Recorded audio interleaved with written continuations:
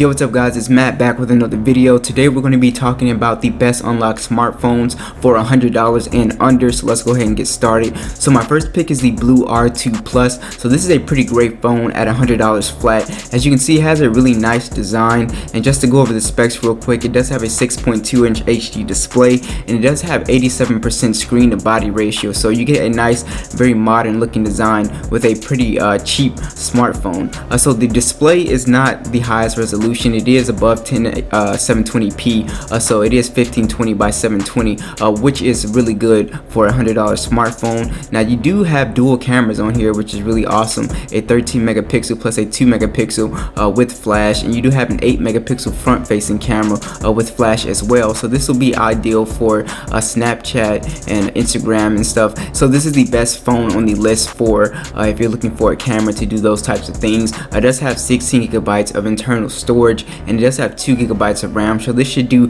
pretty well with applications, multitasking, and just running Android in general. You should be able to play the latest games no problem, along with that 1.5 gigahertz quad core processor. Now this does have an extremely big battery, 3000 milliamp battery for such a cheap smartphone. So you are GSM compatible, so that means it works on AT&T, T-Mobile, Cricket, and Metro PCS, pretty much any carrier with GSM. So I really love the design on here.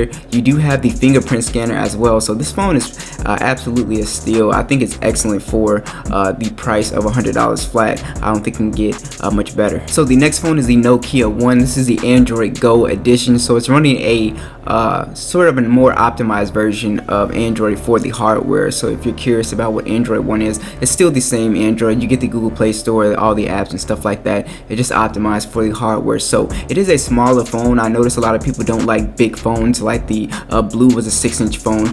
This actually has a 4.5-inch display, and it is GSM, so the same AT&T, T-Mobile, Cricket, all that stuff. So you do have, this is not a phone that you're going to want to be doing heavy stuff. This is a basic text call, you know, look at YouTube videos, play a few games here and there, but nothing too intensive. So it does have 1 gigabyte of RAM, which is the biggest concern with this phone. So it's not going to be like multitasking beast and, you know, all that stuff. It's just really basic for basic stuff for people who like small phones and not, you know, don't do a lot on their phones. You do have a 1.1 gigahertz quad core processor, 8 gigabytes of storage, and the cameras on here aren't that great, so I wouldn't recommend it for, you know, Snapchat, Instagram, stuff like that. This is really just for like I said, you know, just basic stuff on your smartphone. These camera specs are 5 megapixel. It does have an LED flash, 2 megapixel on the front, so if you want to do like a video chat, you know, you can do that on here, but anything else I wouldn't really do. So it does support 4G LTE, and it does have Android 8.1, so it looks like an older phone, but it actually has some pretty decent specs. So the next phone is the Alcatel C11S. I'm sure I didn't say that right, but this phone is a spec beast for $89. So it does have Android 8.1. It is on unlocked smartphone GSM. It does have 3 gigabytes of RAM, which is just a monster for that price. 3 gigabytes of RAM is crazy. So this will be a gaming beast, a multitasking beast. It's gonna be able to do all that. So you do have 16 gigabytes of storage, and you do have a pretty nice full display. The phone's design, it's not terrible.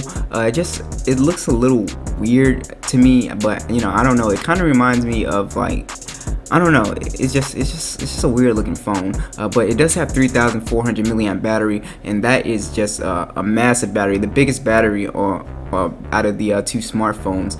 So the cameras on here does have an 8 megapixel camera, dual cameras, matter of fact, and it does have a pretty nice camera quality with this phone. So you do have the 2.5D curved glass, which is really awesome as well. So this phone is just a beast for the price. It's got some really nice specs, quad core 1.3 gigahertz processor. The screen is 720 by 1440, so it's just a really nice phone for the price. And I would get this if you need a phone with great battery life. This is definitely it. 3400 milliamps is just insane. You also have the fingerprint scanner as well, so I think this is a great choice as well. So thanks for watching this video, guys, and I'll catch you guys in the next one.